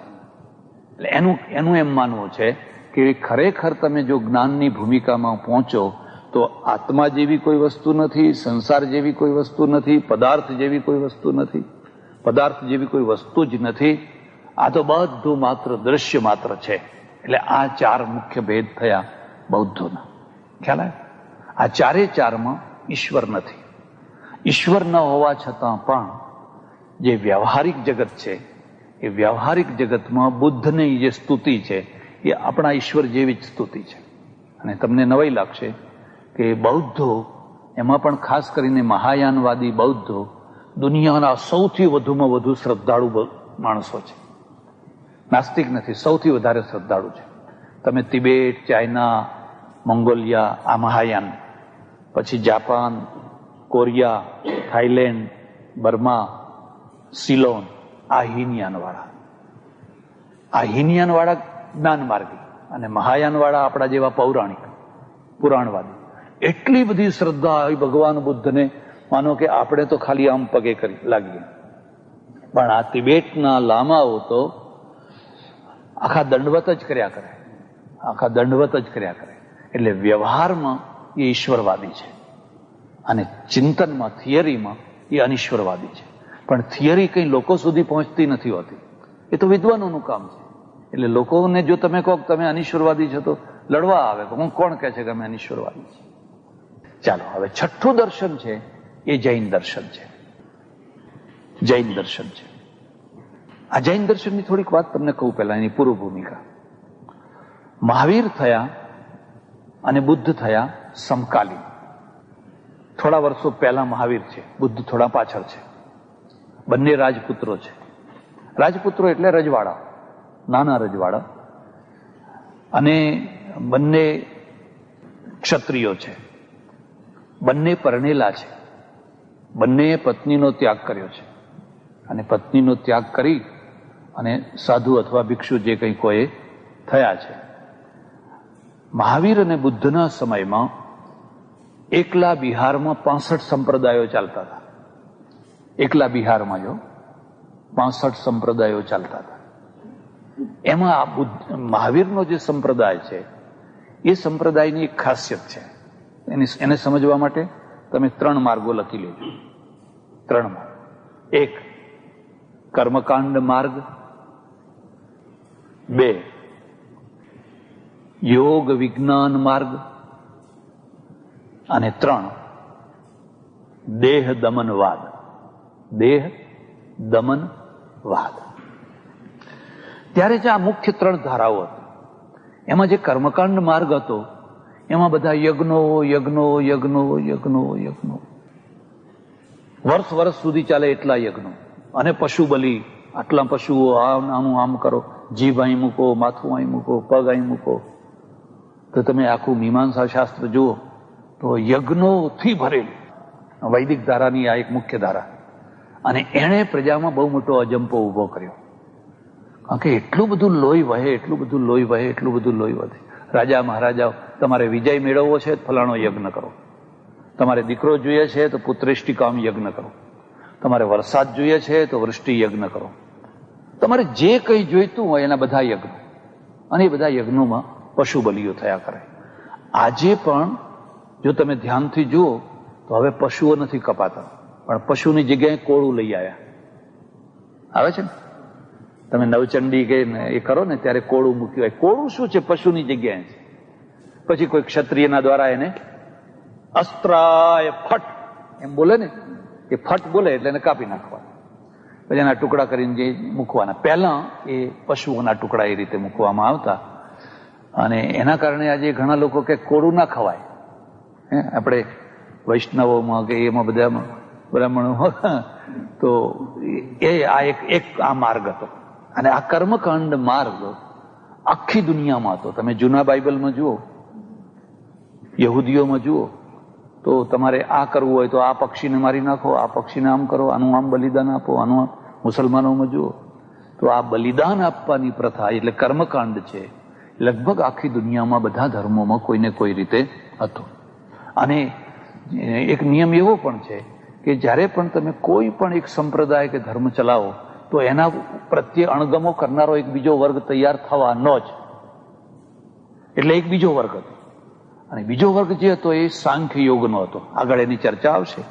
કપિલ અને પતંજલિ, એ સાંખ્ય યોગ. એ લોકો કર્મકાંડમાં ના માને, બિલકુલ નહીં. કોઈ હોમ હવન નહીં કરવાનો. બધા વૈદિક છે, પાછા વેદ પરંપરામાં છે, કપિલ પતંજલિ વગેરે. પણ એ કહે છે કોઈ હોમ હવન કરવાની જરૂર. ત્યારે શું કરવાની જરૂર છે? તો તમે યોગ કરો અને જ્ઞાન કરો. તમે તમારા મસ્તિષ્કનો વિકાસ કરો અને શરીરમાં યોગ વિદ્યાથી યોગ સાધો, અષ્ટાંગ યોગ સાધો, તો ધીરે ધીરે ધીરે તમને અહીંયા શાંતિ મળશે અને મૃત્યુ પછી પણ તમે શાંતિના હકદાર થશો. આ યોગ, જ્ઞાન યોગ માર્ગ હતો. અને ત્રીજો જે માર્ગ હતો ને એ દેહ દમનવાદ. દેહ દમનવાદ એટલે શું? કે તમારા જે બધા દુઃખો છે એ પૂર્વના કર્મે આવેલા છે.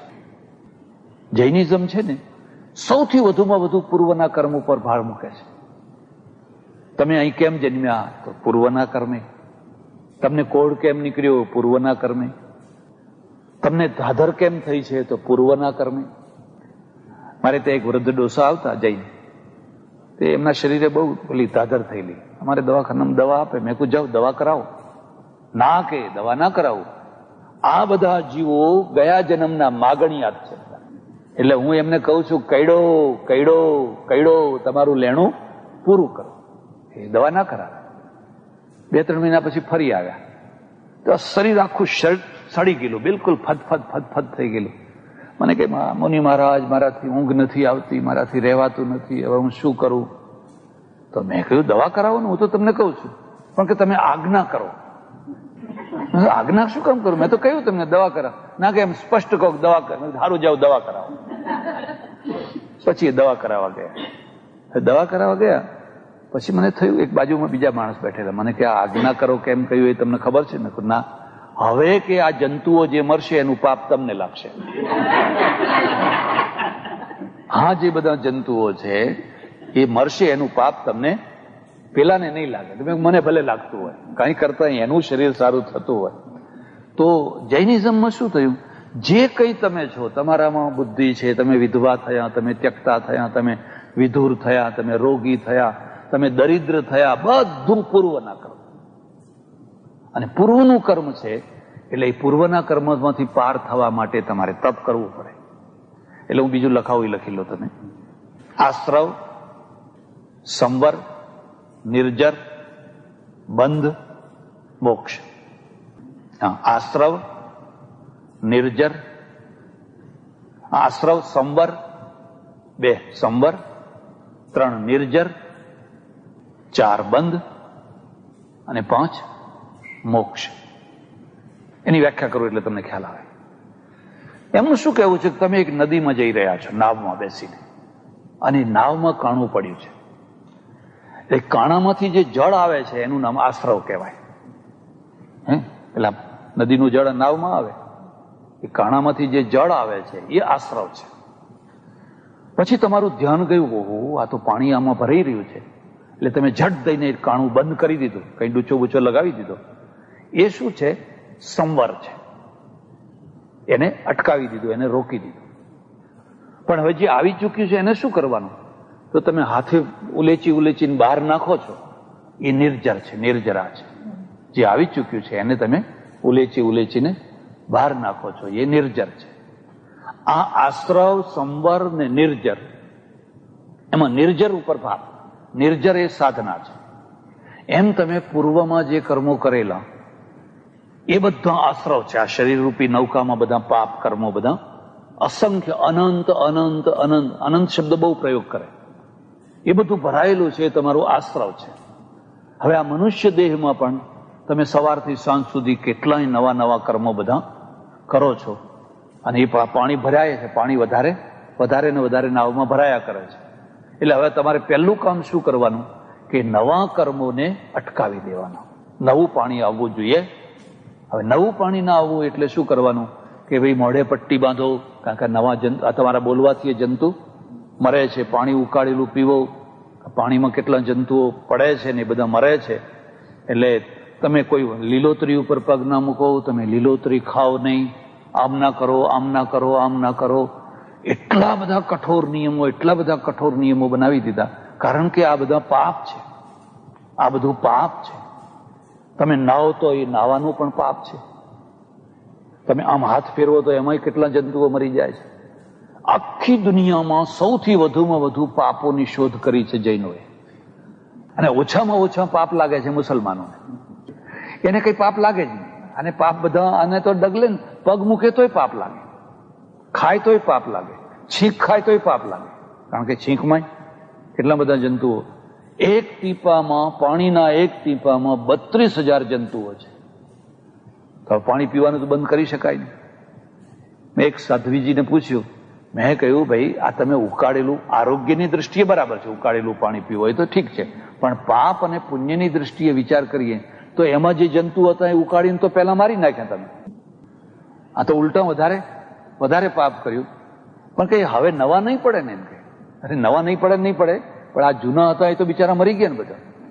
આપણે એમ માનીએ છીએ કે આ કુદરતી વ્યવસ્થા છે, અને તમારા શરીરમાં પણ જંતુઓ છે જ, અને પાણીમાં કે દૂધમાં કે ફલાણામાં જે જંતુઓ છે એ તમારા પેટમાં જઈને બધા મરી જતા એ જરૂરી છે.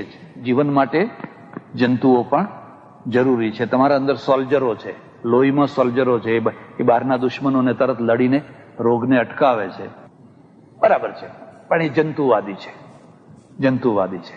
એટલે એમનું શું કહેવું છે કે તમે નવા કર્મો અટકાવવા હોય તો તમારે મુનિ થવું જ જોઈએ. મુનિ થયા વિના મોક્ષ મળે. તમે સંસારી થઈને ગમે એટલા સારા હોવ, ગમે એટલા સારા કામ કરતા હોવ, પણ જ્યાં સુધી તમે મુનિ ન થાઓ, દીક્ષા ના લો, ત્યાં સુધી તમારો કદી મોક્ષ થઈ શકે. એટલે નાનું બાળક હોય, બેન હોય કે ભાઈ હોય કે કોઈ પણ હોય, વહેલામાં વહેલી તકે એને દીક્ષા લેવાની, અને દીક્ષા લઈ પછી એને સાધના કરવાની. તો એ કારણ કે તમે સંસારમાં રહો તો ચૂલો હળગાવવો પડે, પાણી લાવવું પડે, ફલાણું કરવું પડે. હવે તો બધામાં પાપ ને પાપ જ છે. આપણા ત્યાં મનુએ શું વ્યવસ્થા કરી?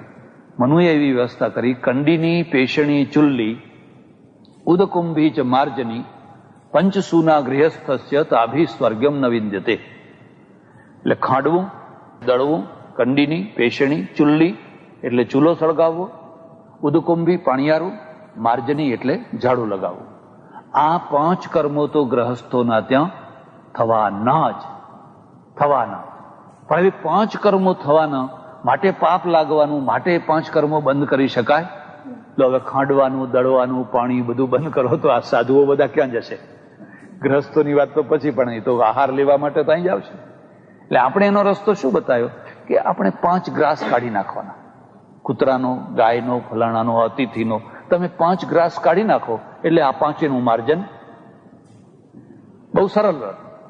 તમારે અનિવાર્ય પાપ, અનિવાર્ય હિંસા, આ હિંસાને તમે રોકી શકો. એટલે જે અનિવાર્ય હિંસા છે એના નિવારણ માટે થોડું પ્રાયશ્ચિત કરી નાખવાનું. તમે કૂતરાને રોટલો નાખો, અતિથિને જમાડો, ફલાણાને આપો, કાગડાને, પક્ષીઓને નાખો. એના દ્વારા શું થયું કે ગ્રસ્થાશ્રમ છે એ બીજાનો પોષણ કરતા થઈ ગયો.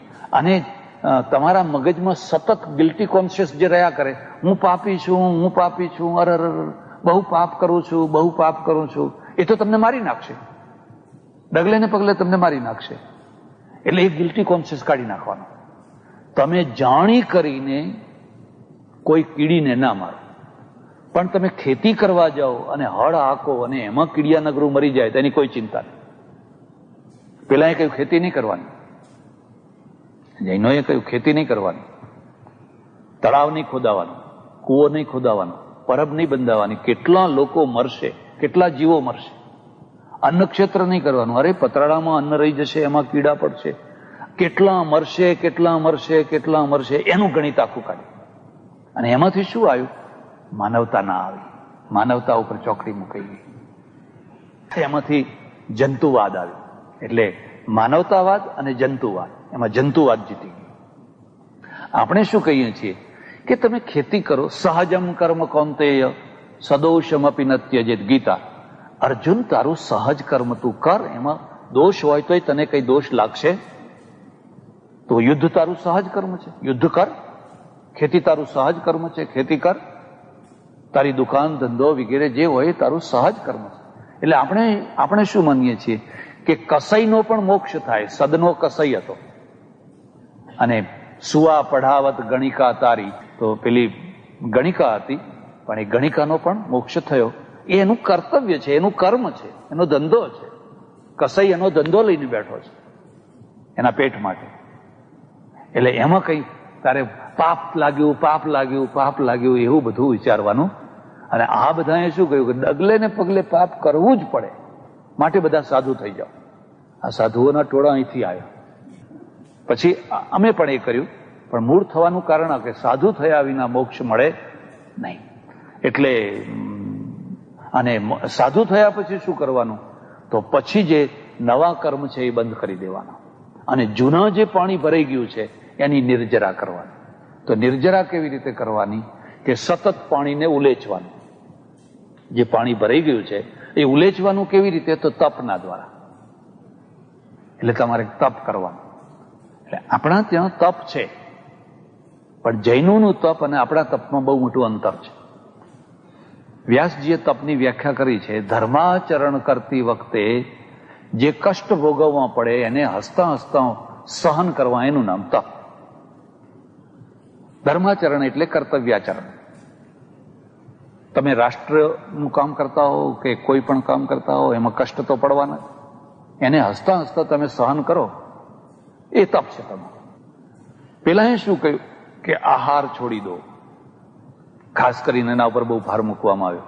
એટલે ઘણા તપો થયા. ગીતામાં એની નિંદા છે. ગીતાના તમે 17-18 અધ્યાય જોજો કે જે લોકો ઘોર તપ કરીને શરીરને સૂકવી નાખે છે એ મને પીડા આપે છે. હું અંદર બેઠેલો છું ને મને પીડા આપે છે. બુદ્ધના જીવનમાં જોજો, બુદ્ધ પહેલા દેહ દમનવાદી હતા. એ દેહ દમનમાં 45 દિવસના ઉપવાસ કરેલા બૌદ્ધ ગયામાં, અને 45મા દિવસે સુજાતાએ એમને ખીર આપી અને ઉપવાસ છોડી દીધા. પછી એ મધ્યમ માર્ગી બન્યા. ગીતા મધ્યમ માર્ગી છે, આપણે મધ્યમ માર્ગી છીએ. અત્યંત ખાખા નહીં કરવાનું, અત્યંત ઉપવાસ નહીં કરવાના, પણ જેટલું યુક્તાહાર વિહારસ્ય, જેટલું શરીર માટે જરૂરી હોય એટલું ખાવું. યુક્ત નિદ્રા વગેરે એ યોગ યુક્ત ઉપર. એટલે આમનું મુખ્ય ધ્યેય શું છે કે કર્મોનો ક્ષય થવો જોઈએ, અને કર્મોનો ક્ષય ભોગવ્યા વિના થાય. અને ભોગવવાનું એટલે આ તપ કરીને નિર્જરા કરવાનું.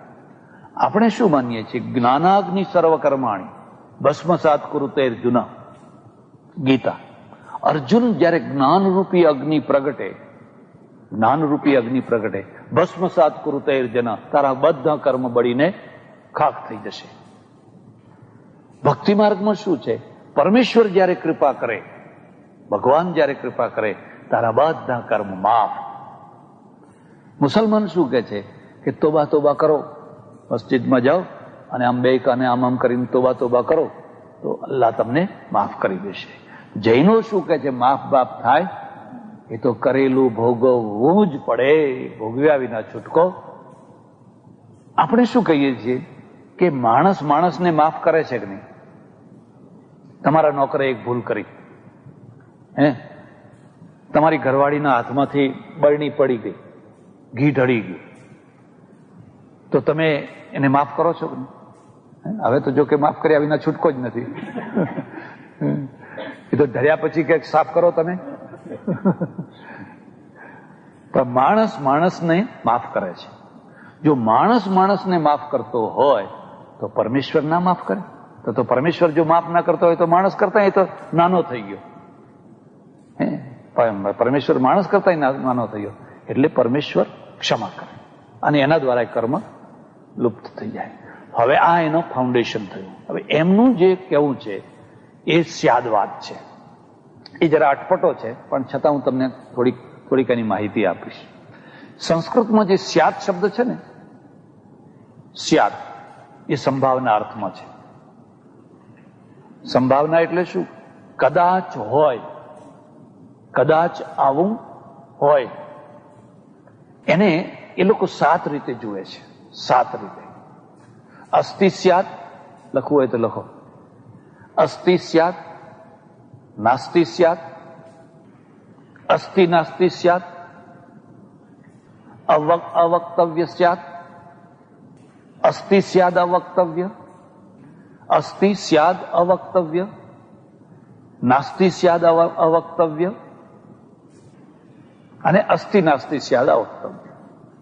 આ સપ્તભંગી નય બહુ સરસ છે. બહુ સરસ છે ને એની અસર એમના જીવન ઉપર તમે જોઈ શકશો. આપણે નથી કહેતા કે વાણીઓ કદી મગનું નામ મરી પાડે. કંઈક હોવું જોઈએ, કંઈક હોવું જોઈએ. કેમ પણ ચોખ્ખું કોને કે મગ છે એમ, તો એને એમ ડર છે કે મગ કહીશ તો કદાચ હું ફસાઈ જઈશ. એટલે આ સપ્તભંગી નય કે છે એ 7 રીતે વસ્તુનું પરીક્ષણ કરવાનું. માનો કે એક વસ્તુ છે, આ છે, આ કવર છે. કવર છે, હવે કવર છે એમાં તો કોઈ શંકા નથી. છતાં પેલા શું કહે છે કે કદાચ કવર હોય. કદાચ, એટલે કદાચ કેમ કે છે ભાઈ? છે આ તો કે કદાચ કવર હોય. પછી કે નાસ્તિ સ્યાદ, આ કવર છે એ રેકોર્ડેડ નથી, એના રૂપમાં એ નથી. એ રીતે એક જ પદાર્થને જુદી જુદી રીતે એનું અર્થઘટન કરવું 7 રીતે, એને સ્યાદવાદ કહે છે. આમનો જે મુખ્ય મૂળ સિદ્ધાંત છે એ છે કોઈ જગતનો કરતા નથી, જગતનો કોઈ રચનારો પરમેશ્વર. આ જગત થયું જ નથી, છે જ. બેના ભેદને સમજજો. પેલા શું કે છે? જગત જેવી કોઈ વસ્તુ બની જ નથી. કોણ? વિજ્ઞાનવાદી. આ શું કે છે કે જગત છે જ પણ થયું નથી, હતું જ. એમાં સતત છે, સાતત્ય છે. અનંત કાળથી આ ચાલ્યું આવે છે. કેવી રીતે ચાલ્યું આવે છે? પ્રવાહ રૂપથી. એટલે લખજો, અનાદિ પ્રવાહ રૂપી. જેની ઉત્પત્તિ હોય એને આદિ કહેવાય. આ કવર કોઈ ટાઈમે બન્યું, વર્ષે, 2 વર્ષે, 5 વર્ષે કોઈ ફેક્ટરીમાં બન્યું, એના પહેલા એનું અસ્તિત્વ હતું નહીં, એટલે એ ઉત્પન્ન થયું. પછી કોઈ કાળે એનો નાશ થશે, એટલે આદિ એનો અંત. એટલે આદિ અંત વાળી વસ્તુ હોય એ કહેવાય. આમનું શું કહેવું છે કે આ જગત તો અનંત કાળથી ચાલ્યું આવે છે. 1000 વર્ષ, 5000 વર્ષ, અબજ વર્ષ, 10 અબજ વર્ષ, ખલાણા વર્ષ, પરાર્ધ વર્ષ, નહીં, અનંત કાળથી ચાલ્યું આવે છે. પણ અનાદિ વસ્તુ છે ને એ 2 રૂપમાં હોય. એક તો સ્વરૂપથી અનાદિ, એક પ્રવાહથી અનાદિ. સ્વરૂપથી અનાદિ હોય એ મૂળમાં જેવું હોય એવું ને એવું સતત રહ્યા કરે, એને સ્વરૂપ અનાદિ કહેવાય.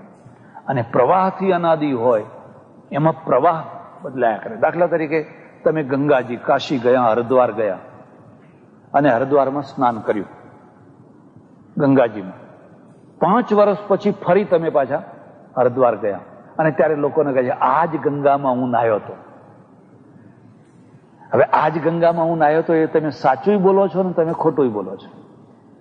સાચું એ અર્થમાં તો ગંગા તો એની એ છે, પણ પ્રવાહ રૂપમાંથી જે ડૂબકી જે ગંગામાં પાડી હતી એ તો ગંગા આગળ જતી રહી.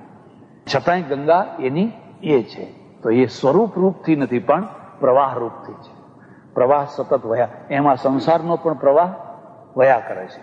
એટલે સંસાર નવો નવો નવું નવું નવું નવું એનું રૂપ થયા કરે છે. એટલે આ સંસાર છે એ કોઈએ બનાવ્યો નથી, કોઈ એનો રચના નથી, કોઈ કરતા નથી. તો સંસાર અનાદિકાળથી પ્રવાહ રૂપથી અનાદિ છે, એક વાત. બીજી વાત, સંસાર પ્રવાહ રૂપથી અનાદિ છે, તો જીવો પણ અનાદિ છે. પણ જીવો પ્રવાહ રૂપથી નહીં, જીવો સ્વરૂપથી અનાદિ છે. જે ચૈતન્ય જીવો છે એ સ્વરૂપથી અનાદિ છે. એટલે અબજ વર્ષ પહેલા જે જીવ જેવો હતો આજે પણ એ એવો જ છે. અબજ, 2 અબજ, 25 અબજ, ફલાણા અબજ, એટલા વર્ષો પહેલા પણ જે જીવાત્માનું જે રૂપ હતું એનું એ જ રૂપ આજે પણ છે. પેલું પરિવર્તનશીલ છે અને આ સ્થાયી સ્થિર રૂપમાં છે. આમનું શું કહેવું છે કે આ જે બધા જીવો છે એ જીવોમાંથી સાધના કરતા કરતા કરતા કરતા જ્યારે ઉચ્ચ સાધના એ માણસ પહોંચે ત્યારે એ કૈવલી થાય, નિર્વાણ પામે, મોક્ષ પામે, એને એનો મોક્ષ થાય. એટલે આ સંસારમાંથી એનો છુટકારો થાય. પરમ લક્ષ્ય મોક્ષ છે, બાકીના બધા લક્ષ્યો ગૌણ છે. તમે કેટલી વાર ઇન્દ્ર થયા, કેટલી વાર રાજા મહારાજા થયા, કેટલી વાર કૂતરા થયા, કેટલી વાર મચ્છર થયા, આ બધી 84 લાખ યોનિઓમાં ભટક્યા, રખડ્યા, પણ કોઈ જગ્યાએ તમારો છુટકારો થયો. છુટકારો જો તમારે જોઈતો હોય તો આ મનુષ્ય શરીરમાં જ થાય. અને મનુષ્ય શરીરમાં જ્યાં સુધી દીક્ષા ના લો અને સાધુ સાધ્વી ના થાવ ત્યાં સુધી તમારો છુટકારો થાય. જો આ જન્મ તમે ચૂક્યા તો ફરી પાછા 84 નું ચક્કર ચાલુ, ને ફરી ખબર નહીં કેટલા કેટલા કેટલા કેટલા વર્ષે પાછું તમારે મનુષ્યનો દેહ મળે. અનંત અનંત અનંત કાળ વીતી જાય. એટલે અનંત કાળ પછી તમને આ મનુષ્યનો દેહ મળ્યો છે. એટલે સાધુઓ કેમ વધારે થાય છે, સાધ્વીઓ કેમ વધારે થાય છે? કારણ કે આમાં જ તમને મોક્ષ મળે એટલા માટે. ત્યારે વચ્ચે એક બીજી વાત સમજવાની છે. માનો કે તમે 2 લડ્યા, તમે 2 માણસો લડ્યા, એક માણસને તમાચો મારી દીધો. હવે તમાચા રૂપી જે કર્મ બંધાયું એ કર્મને ભોગવવા માટે ફરી 1000માં, 2000માં, 5000માં, 10,000માં જન્મે તમે 2 પાછા એકબીજાને મળો અને જેને તમાચો ખાધો તો એ પાછો એને તમાચો મારે, એટલે એ કર્મ બધું પૂરું થયું. હા, એનોય ના થાય. એટલું જ નહીં, પણ પેરેલર એમણે પાછું આ બધું ભેગું ભળવું પડે. એટલે કર્મની આ બધી થિયરી એટલી બધી ગૂંચવાડા ભરી છે, એક એક કર્મ ભોગવવા માટે. એટલે તમાચો ના મારે, ડંખ મારે. આ વીંછી થઈને ડંખ માર્યો, મચ્છર થઈને કરડી ગયો, એટલે તમારા તમાચાનું લેણું હતું એ પૂરું થઈ ગયું. આમાંથી કેટલાક જીવો છે એ તીર્થંકરની પદવીને પ્રાપ્ત થાય, અને આવા તીર્થંકરો 24 છે. આ 24 તીર્થંકરો છે એ શાસન કરનારા છે, શાસન ચલાવનારા છે, એ શાસનધર છે. આપણા ત્યાં અને એમના ત્યાં પણ પૌરાણિક વાતો કેટલીક એવી છે જે ઐતિહાસિક નથી, ઐતિહાસિક મળતી નથી, ઘટતી નથી, અને એટલા માટે એ મિથ છે. દાખલા તરીકે 24 તીર્થંકરો છે એ 24માંથી 2 કે 3નો જ ઇતિહાસ મળે છે, બાકીનો કોઈનો ઇતિહાસ જ મળતો નથી. મહાવીરનો ઇતિહાસ ખરો, પાર્શ્વનાથનો ખરો, થોડો ઋષભદેવજીનો ખરો, ઋષભદેવ પુરાણમાં આવે છે, પણ બીજા બધા અજીતનાથ ને મલ્લીનાથ ને ફલાણાનાથ ને એનો કોઈ ઇતિહાસ જ. એટલી મોટી પ્રસિદ્ધ હસ્તી હોય તો પેરેલર ભલે તીર્થંકર તરીકે ના માનો, પણ બીજી રીતે તો કઈ લોકોના ઇતિહાસમાં હોવું છે. હા, એ નરકમાં છે અત્યારે, 7મી નારકીમાં છે, આગળ તીર્થંકર થવાના છે એ માને છે. કારણ કે કૃષ્ણ ભગવાન અને નેમિનાથ છે ને એ તો સગા થાય છે. નેમિનાથ તો રાજુલના લગ્ન પ્રસંગમાંથી ચોરીમાંથી જ ભાગી દીક્ષા લઈ લીધી. એટલે નેમી રાજુલનો સંવાદ છે. બધી હિંસા જોઈ, બકરા જોયા કે આ બધો કેમ કોના માટે છે, કે તમારા લગ્ન માટે લાવેલા છે, એમાંથી છૂટ્યા. તો એક આ માન્યતા છે. એટલે ઐતિહાસિક માન્યતા અને ધાર્મિક માન્યતા એ બેમાં બહુ મોટું અંતર હોય છે. બીજી વાત એવી છે કે દરેક તીર્થંકરનું એના સમયમાં શાસન હોય છે. એનો સમય પૂરો થાય એટલે પછી બીજા આવે. 24ની એક ચક્ર આવે, ફરી આગળ બીજી 24 આવશે, પછી 23. એમાં રાવણે આવવાનો છે. નવાઈ એ છે કે એમાં કોઈ હિટલર કે કોઈ આઇઝનહોવર કે ટ્રુમેન કે એ કોઈ આવવાના. એનો અર્થ એ થયો કે આ બધું જયારે રચાયું ત્યારે આપણી આગળ જે દુનિયા હતી, એ જે દુનિયા હતી એટલી જ દુનિયાનું આપણે ચિત્રણ કર્યું. આ બધું રચાયું ત્યારે એમને કોઈને ખબર નથી કે આ દુનિયાના બીજા ભાગોની અંદર પણ આ બધું છે એવું. પણ બરાબર, એની તો આ તીર્થંકરો છે, અને આ રીતે આ તીર્થંકરોના શાસનમાં રહી અને તો જો તમે તમારું નિર્જરા કરો તો તમારી નાવ હલકી થાય, બધા જૂના કર્મો છે એ એમાંથી છૂટી જાઓ અને તમને મોક્ષ પ્રાપ્તિ થાય. ચાર્વાક મોક્ષને માનતો, પરલોકને જ નથી માનતો, કોઈ પરલોક જેવી કોઈ વસ્તુ જ નથી. પણ આ બાકીના બધા લોકો મોક્ષ માને છે, પણ બૌદ્ધના નિર્વાણની માફક પોતાના અસ્તિત્વની સમાપ્તિ નથી માનતા. જૈનો શું કહે છે? એક મોક્ષ શિલા છે.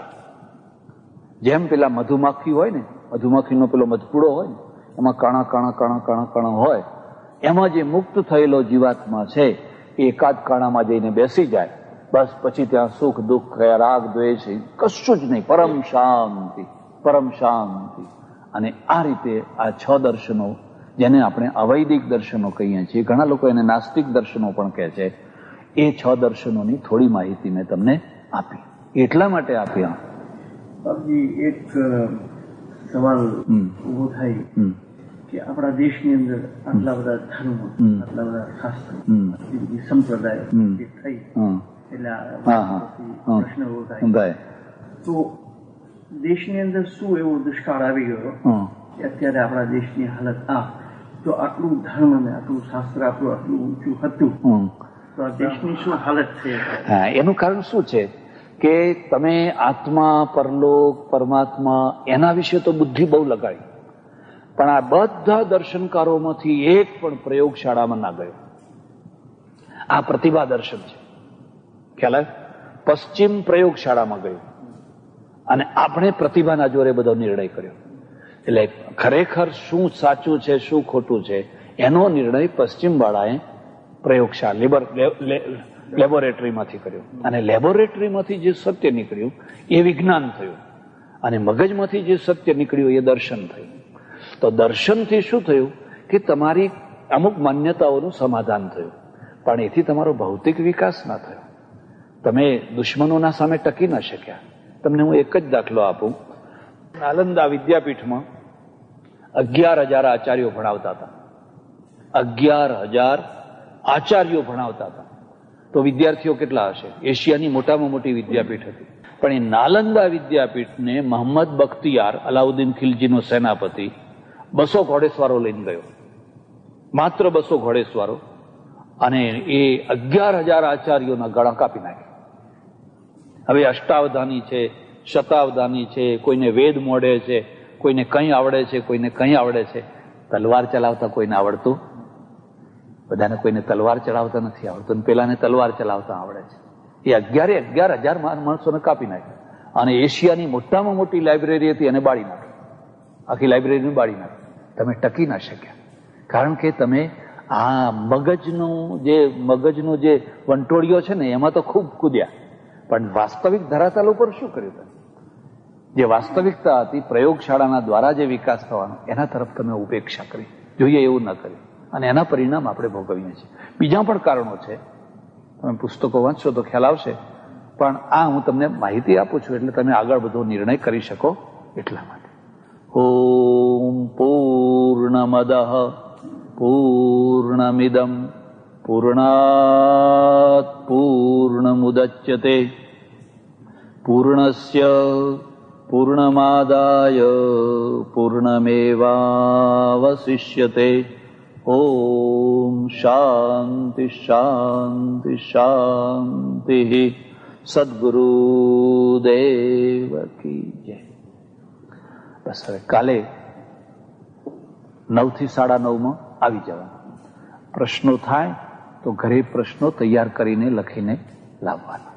કોઈ વાંધો નહીં, પણ જે પ્રવાહ ચાલતો હોય એને અનુલક્ષીને અને આ જ રીતે એને આ બધું છૂટા કાગળની જગ્યાએ તમે તમારી પોતાની વ્યવસ્થિત નોટબુક, બોલ પેન એ બધું લાવજો, નીચે રાખવાનું, તો તમને ઘણું લખવાનું મળશે. હરિઓમ.